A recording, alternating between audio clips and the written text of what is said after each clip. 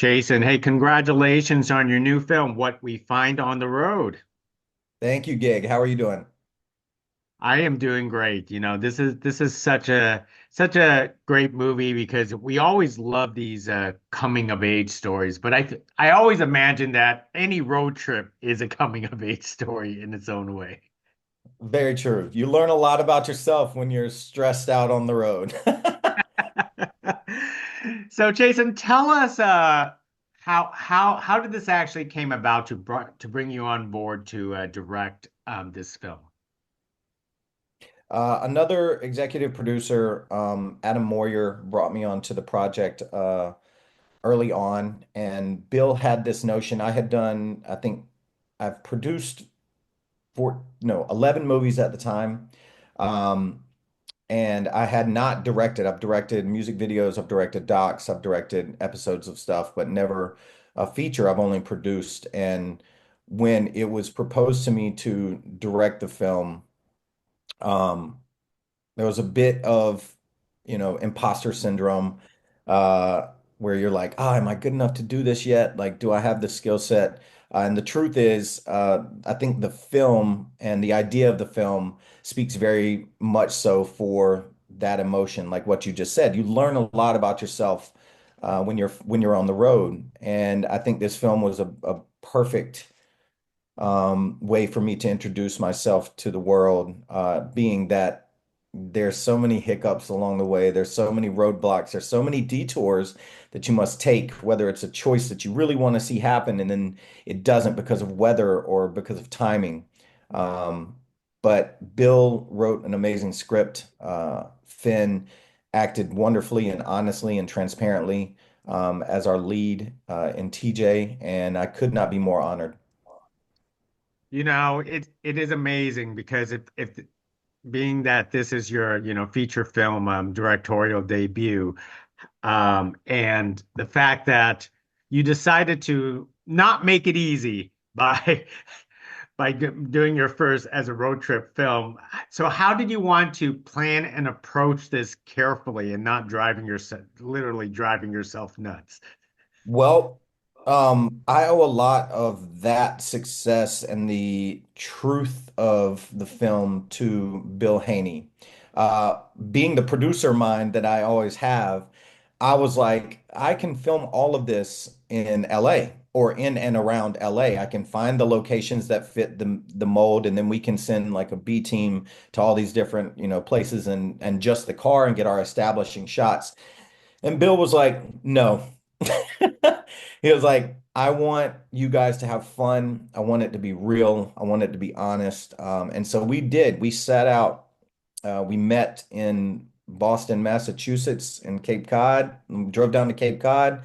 And that's where we started our journey. And we literally filmed in 13 states from Cape Cod, Massachusetts, all the way to Vallejo, California, and ended up having to drive all the way back and shot some more like pickup stuff because the vehicle that's in the film, the 1958 Dodge Polara, it made it the whole way there and back, and we had to bring the car there, and then we had to drive it back, and so I took a B team, like a smaller team of people, me, my DP, my first AD, and my car guy and we drove, and Finn, the lead character, TJ, we drove back across the country to deliver the car back to Boston, and then we flew home. So you guys literally had a mini caravan going from one part of the country to the other coast to coast. I mean, how Coast long to coast. did that actually take? How long? Yeah. I think we were on the road, whether we were filming or driving, for 3 weeks and 2 days. Wow. Yeah. So So, we did all the driving and all the filming. And of course, we filmed a whole lot when we came back because we took another 2 weeks to come back. So all in all, I'd say 5 weeks if you count all the travel and all the filming. that that is amazing because that's a whole lot more days than many film productions out there. Yeah. Okay, so So, first of all, let's talk about Finn. How did you land on Finn, and why was he perfect for this role? Well, of course, like I said, his father wrote the picture. Um, and so when we were introduced to Finn, well, Susan Shopmaker is the one that casted the film.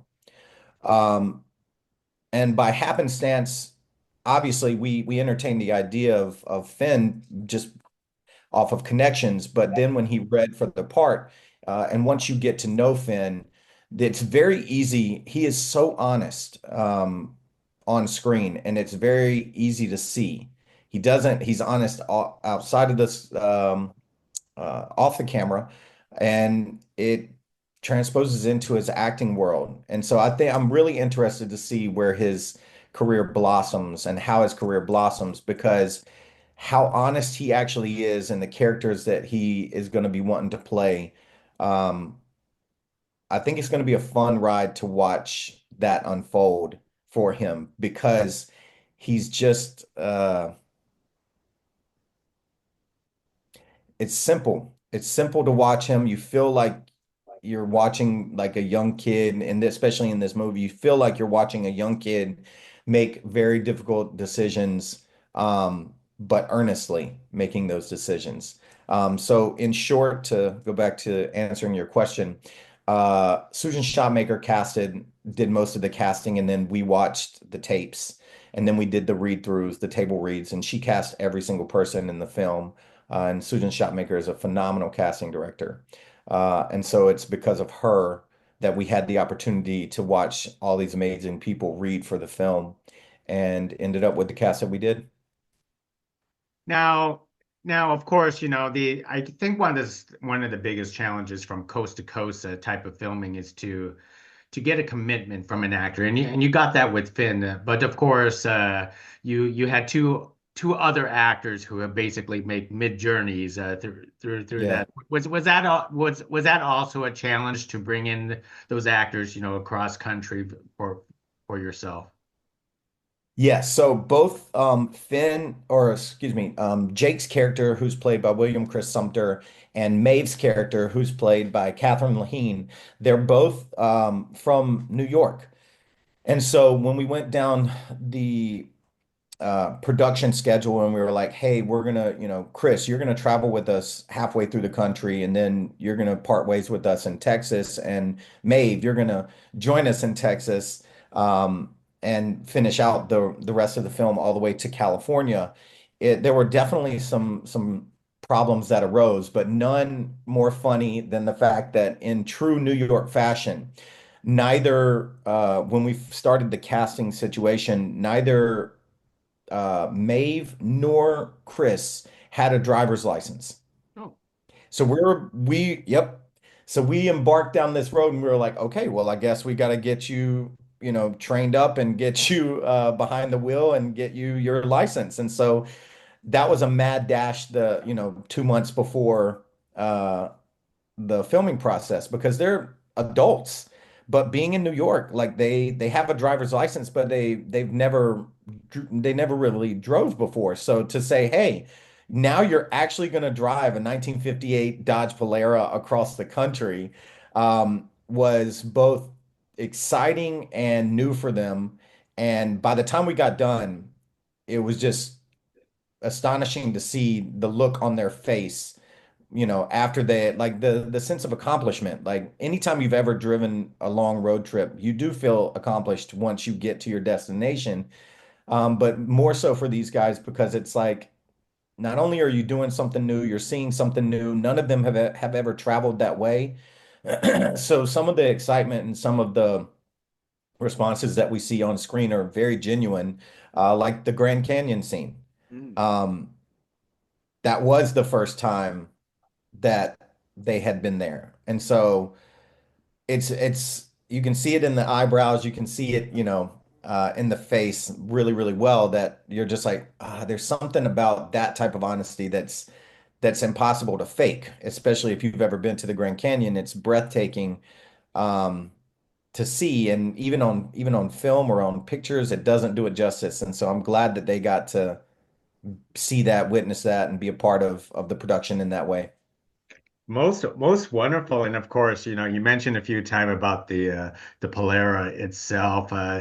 Tell us about on how you landed with the Polera and how grateful that it actually made that cross country trek.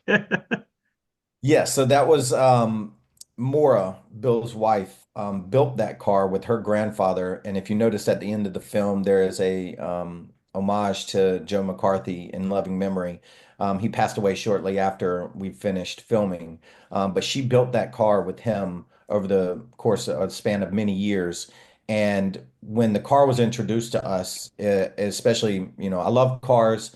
I'm kind of an old soul, and so classic cars were, kind of, a heartstring for me. So when she offered that vehicle as,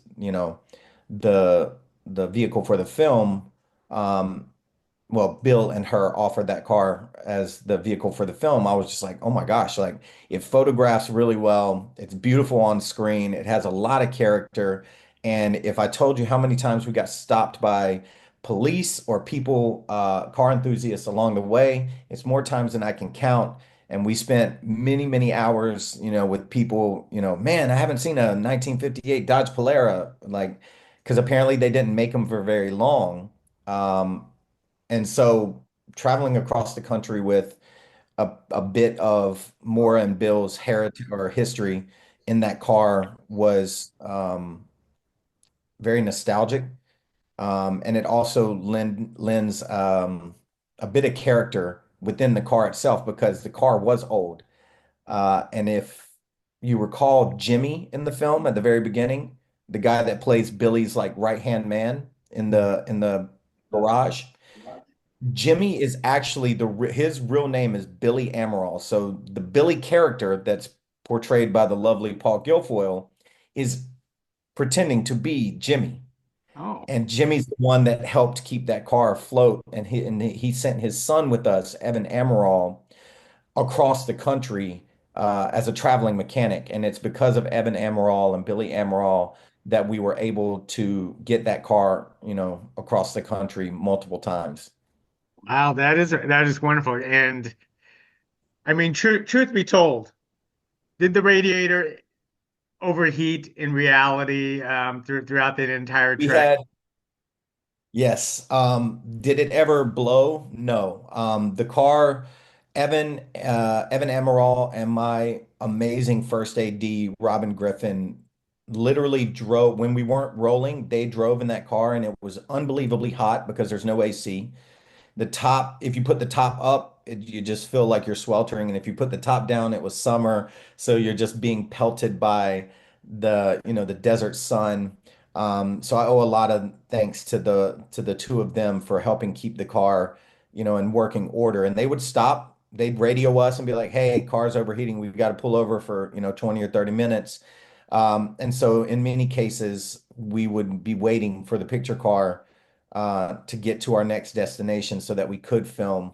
So I owe a lot to those guys for helping make my job way easier. That is wonderful. Well, Jason, let me wrap it up with one last question because the mysterious box in the trunk will set off debates. What would you actually do? Would you open it at the beginning of the trip? I'm very much a hopeless romantic. Um, I'd like to say that I wouldn't because the intrigue of like doing it in front of my dad, especially someone who like the relationship between TJ and his father is not the best because even though he loves him and he wants there to be some good in him, he's, confronted with the demons of their past where it's like, hey, you didn't call, you didn't text, you didn't do any of the things that a father should do. So why should I trust you? So there's a moment, and not to give away too much of the film, where I think TJ did exactly what I would do, which is wait so that you could have a moment. Like the one person you want to have the moment with, the one person you want to build the relationship with is where it all should happen. Like we're gonna do this, but we're gonna do it, right here. And in asking that question, would I do it? I think it's says a lot about TJ's journey because on a road trip you learn a lot about yourself, and in a coming of age movie you're supposed to learn a lot about yourself. And I think in this particular film, TJ doesn't have his own voice in the beginning. Everybody's telling him what to do. Don't go, go, do this, get out of the driver's seat. You're not a good driver. You can't do this. Have you ever driven before? Um, we should open the box. Yeah, you should open the box. Nah, kid, you should go. Like everybody's telling him what to do. And it's not until the midway through the film that he is faced with a genuine choice of like, I'm gonna do what I'm gonna do, and it might cost me something. And that's really evident in the diner scene. And he follows what he wants to do. And whether it's the right choice or not, I think we all can relate. Like at certain points in our life, we've got to make a choice that it's actually our choice, whether it's right or wrong. And I think that's part of growing up and maturing is finding out what things cost. So Well said. Well, Jason, you made a wonderful movie, and I hope to get to do this again with you, probably on a much easier project next time. So really appreciate you speaking to us about what we find on the road. It is a wonderful movie. Everyone needs to check it out, especially if they love coming of age stories. thank you so much. Well, thank you. Next time. Talk to you soon. Thanks, Gig.